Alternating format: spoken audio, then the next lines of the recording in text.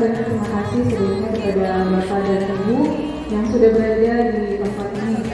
Selama saya menjadi guru penggerak, kebetulan saya sudah sampai di modul 1.4 itu tentang budaya positif.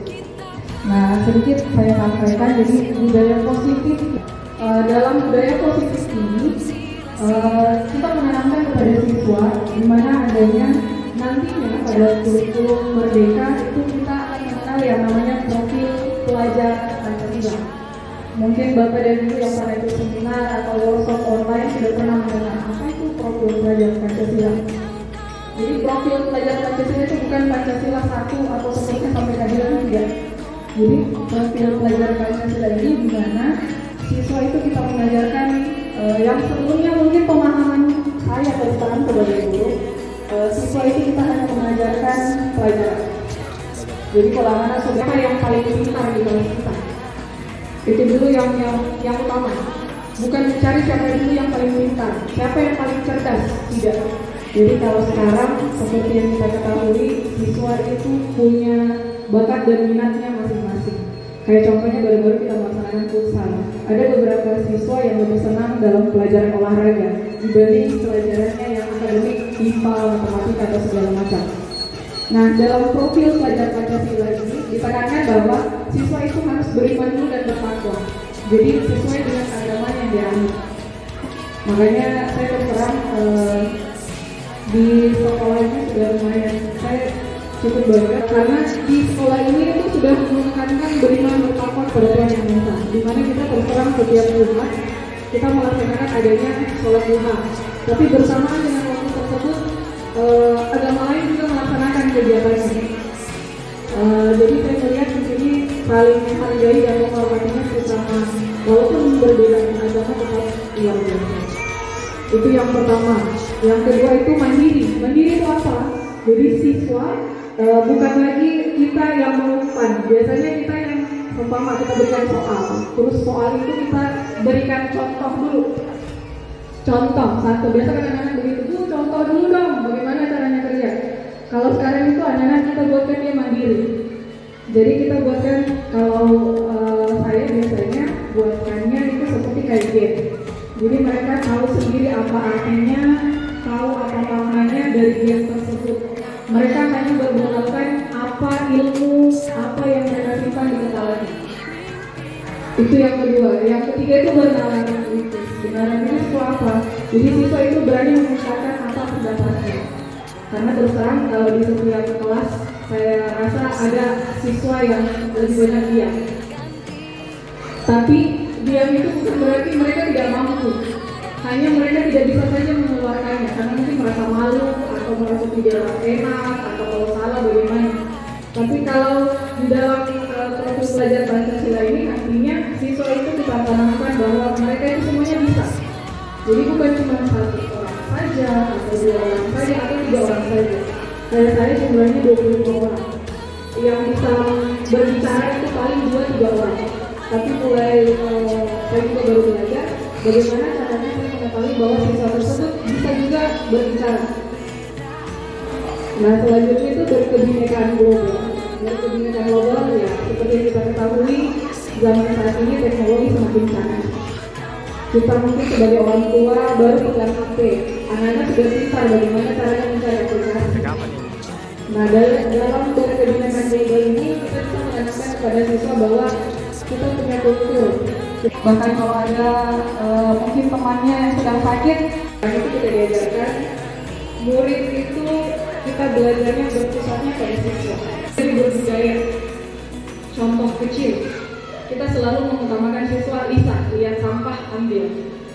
Tapi siswa saya dapat tempat sampah di situ saya buang. Nah, jadi dalam kebiasaan budaya positif ini, di mana siswa itu kita memerdekakan murid. Memerdekakan itu bukan berarti tidak belajar. Ya, kadang-kadang kita bilang merdeka. Mereka bertanya, tidak. Ada juga aturannya. Ada juga bagaimana caranya kita memerdekakan murid. Memerdekakan maksudnya siswa kita berikan keamanan dalam kelas. Dan terus terang saja selama ini saya rata-rata selama ini mengajar itu ternyata saya memiliki persepsi yang salah. Dan lanjutkan sedikit. Ya, dalam budaya positif itu kita menciptakan lingkungannya yang positif. Kita melakukan strategi itu disiplin. Terus saja Bapak dan Ibu sekalian, siswa itu mencontoh guru. Jadi kalau gurunya pergi belok ke kiri, kemungkinan besar siswanya juga akan berbelok ke kiri. Ya, jadi kita sebagai guru diharapkan sebagai contoh di depan. Diusahakan pada saat kita melangsungkan proses pembelajaran, contoh kecil di kelas saya, kalau saya datang terlambat, saya meminta maaf. Jadi bukan guru itu jangan merasa selalunya saya yang berkuasa, jadi langsung pelajaran tidak selesai. Apalagi kalau sampai 20 nomor, wah itu membuat siswa semakin sakit. Oke, saya lanjutkan Bapak dan Ibu.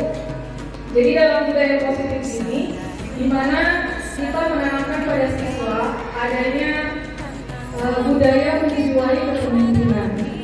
Apa itu penghargaan dan institusi? Ya, dengan kelas, dengan kebutuhan hidup serta posisi kontrol kita dan langkah institusi. Selama ini Bapak dan Ibu sekalian mungkin sudah mengenal namanya teman. Terus siswa itu merasa gelisah, khawatir terkadang. Saya merasa bersalah, saya takut dihukum.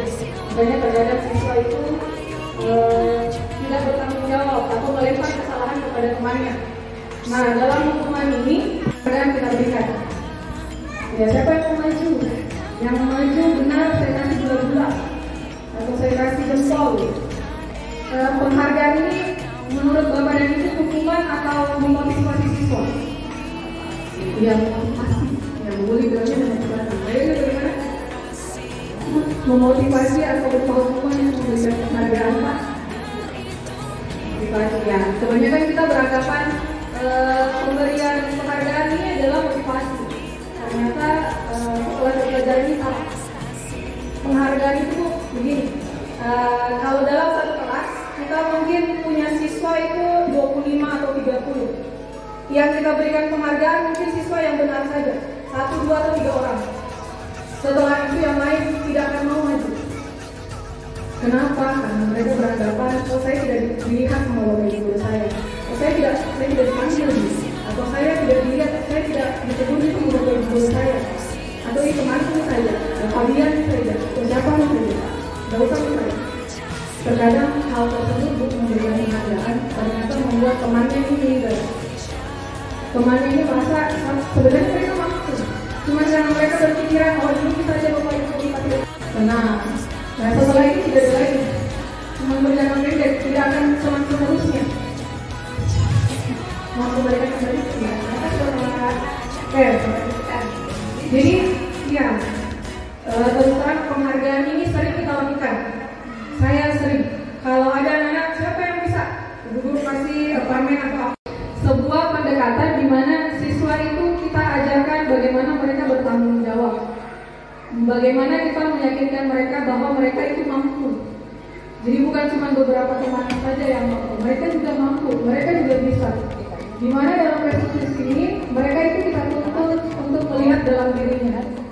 Mungkin Pak Heril tidak pintar dalam hal tari-tarian, tapi bisa mungkin dalam hal matematika, ya seperti itu. Mungkin tidak terlalu paham masalah bola atau masalah tenis atau apa, tapi mulai paham dengan apa itu bahasa Indonesia, apa itu IPA, IPS, itu bisa. Jadi setiap orang itu memiliki kelebihannya masing-masing. Jadi jangan kita beranggapan bahwa siswa itu hanya yang ini saja yang bisa, yang mampu. Semua siswa kita punya motivasi, punya minat dan bakat. Jadi jangan kita beranggapan bahwa siswa kita ini sudah dosa dilihat dan itu, karena sudah tidak biasa itu kegiatan. Kenapa selalu mempunyai suka? Contoh, memberi rasa bersalah. Iya, jadi anaknya langsung menjadi dia saya tidak pakai sendal, saya selalu pakai sendal gitu. Contoh ya Pak. Oh ya, mohon maaf Pak. Saya lanjut. Ini rasa teman. Terkadang itu kalau kemudian rasa teman, siswa itu merasa dengan kita itu paling menguntungkan. Jadi dia merasa ibu, atau kan ada siswa yang kesepakatan kelas. Jadi di kelas saya itu sudah buat kesepakatan kelas. Kalau pada saat pembelajaran itu tidak boleh ada yang bersuara. Pada saat saya jelaskan. Makanya pada saat saya jelaskan, mungkin ada 2-3 siswa yang masih bersuara. Ya, tapi temannya yang lain sudah paham, sudah tahu ya, sudah ada kesepakatan. Jadi mereka langsung diam. Walaupun mungkin ya kita tahu sendiri di kelas saya ada beberapa siswa yang walaupun saya tegur, saya sudah beritahu masih saja panjang lebar, yaitu berproses. Karena budaya positif itu tidak langsung instan, ya, itu prosesnya panjang. Karena kita harus membiasakan ada siswa, gurunya juga harus membudayakan sifatnya atau mulai melakukan mengajarnya. Jadi kita sama-sama saling berproses. Jadi mudah-mudahan kedepannya bisa menghasilkan budaya positif yang optimal di sekolah kita. Demikianlah tadi penyampaian saya tentang adanya budaya positif. Mohon maaf jika mungkin ada salah-salah kata saya, dan saya harap semoga kita bisa menanamkan budaya positif di lingkungan kelas dan institusi di sekolah ini. Terima kasih teman-teman. Wabillahi taufiq.